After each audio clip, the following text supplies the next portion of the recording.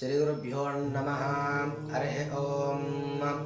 బ్రహ్మనాడి ప్రేక్షకులకు నమస్కారములు. ఈరోజు ఈ వీడియోలో చక్కగా కొత్త టాపిక్ గురించి చెప్పబోతున్నాను. అదేంటంటే చర స్థిర ద్విస్వభావ అన్నమాట. మనము ఒక రాశులలో పంచభూతాలే కాకుండా నక్షత్రాలే కాకుండా మనకు వేరే ఒకటి ఉంటుంది. అదేంటంటే చర స్థిర ద్విస్వభావ అన్నమాట. వాటి యొక్క ఇంపాక్ట్ అనేది ఒక పర్సన్పై ఏ విధంగా ఉంటుందో ఈరోజు ఈ వీడియోలో మనం తెలుసుకున్నాం అనమాట. ముందుగా చరరాశులు ఏమిటి అంటే మేషరాశి, కర్కాటక రాశి, తులారాశి, మకర రాశి ఇవన్నీ కూడా చరరాశులు అనమాట. స్థిర రాశులు వచ్చేసి వృషభ రాశి, సింహరాశి, వృశ్చిక రాశి, కుంభరాశి వచ్చేసి ఇవన్నీ కూడా స్థిర రాశులు అనమాట.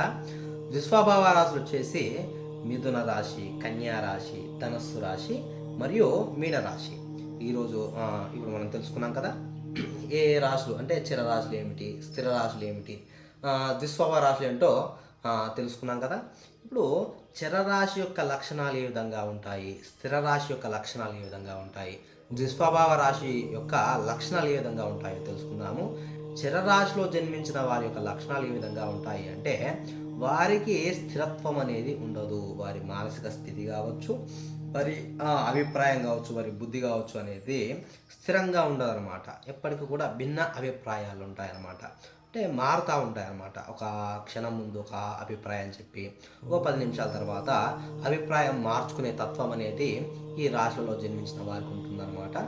మరియు వీరు ఒక ప్లేస్లో స్థిరంగా ఉండలేరు. ఒక ప్లేస్ నుంచి ఇంకో ప్లేస్కు ట్రావెల్ చేయడం కానీ, వీరి ఆలోచనలు కూడా ఎప్పటికీ కూడా ఎప్పటికేదో ఒకటి ఆలోచిస్తూ ఉండడం కానీ ఈ చరరాశిలో జన్మించిన వారికి ఉంటుందన్నమాట. వీరికి ఎక్కువగా మనము వీరిని ఏ విధంగా అంటే తెలుసుకోవచ్చు అంటే ఒక దగ్గర కూర్చోబెట్టినట్లయితే ఆ వ్యక్తి ఎప్పటికీ కూడా కాలు ఊపుతూ ఉంటాడు. ఒక వ్యక్తి కాలు ఎప్పటికీ ఊపుతున్నాడంటే సింపుల్గా ఒక సిగ్నల్ అనమాట. అది మనకు ఈ వ్యక్తి చరరాశికి సంబంధించిన వాడనేసి మనం ఈజీగా తెలుసుకోవచ్చు అనమాట. ఈ విధంగా చరరాశుల్లో జన్మించిన వారి లక్షణాలు ఉంటాయన్నమాట.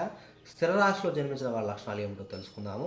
స్థిర రాశిలో జన్మించిన వారి లక్షణాలు ఏ విధంగా ఉంటాయంటే వారి అభిప్రాయాలు కావచ్చు, వారి వృత్తులు కావచ్చు, ఒక పర్సన్ పైన కావచ్చు, ఒక వస్తువు కావచ్చు, ఒక ఫుడ్ కావచ్చు, ఏ విధంగా అంటే వారికి నచ్చిందంటే వారు స్థిరంగా పెట్టుకుంటారు అనమాట. ఇంకా అది ఎప్పటి లైఫ్లో కూడా ఎప్పటికీ అదే అభిప్రాయంతో, అదే ఆ వ్యక్తి తప్పు చేసినప్పటికీ కూడా అతన్ని విడవకుండా అదే అభిప్రాయంతో స్థిరంగా ఒకటే డిసిషన్ తోటి వీళ్ళు ఉంటారనమాట.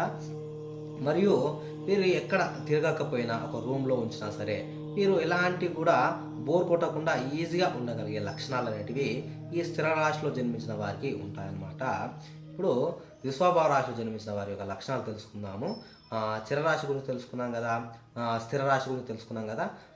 ఈ రెండు లక్షణాలు మిక్స్ చేస్తే అంటే ద్విస్వభావ రాశి వారి జన్మించిన వారికి అటు చరరాశి లక్షణాలు ఉంటాయి, ఇటు స్థిర రాశి లక్షణాలు ఉంటాయి అన్నమాట.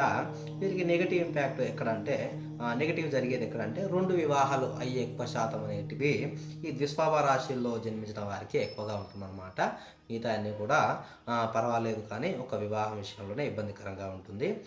ఇది ఎక్కువగా మన ఒక జాతక చక్రం చూడగానే ఈ వ్యక్తి స్థిరన ద్విస్వభావన లక్షణాలు ఏవి ఎక్కువ కలిగి ఉన్నాయి అనేటివి ఏ విధంగా తెలుసుకుంటామంటే గ్రహాలు అన్నమాట. ఆ గ్రహాలు అనేటివి ఎప్పుడైతే చరరాశులలో ఉంటాయో, ఎక్కువ స్థిర రాశులలో ఉంటాయో అప్పుడు మనకు ఈజీగా తెలుస్తుంది అనమాట. ఆ వ్యక్తి చంచలత్వం ఉంటుంది, ఒక దగ్గర స్థిరంగా ఉండలేకపోతుంటాడు అనేసి ఒక నిర్ణయానికి మనం అభిప్రాయానికి రావాలన్నమాట. ఈరోజు ఈ వీడియోలో మనం కొద్దిగా ఈ వీటి గురించి తెలియజేశాను అనుకుంటున్నాను. ఈ వీడియో కనుక మీకు నచ్చినట్లయితే దయచేసి లైక్ చేయండి, షేర్ చేయండి, సబ్స్క్రైబ్ చేయండి. శుభం భూయాత్.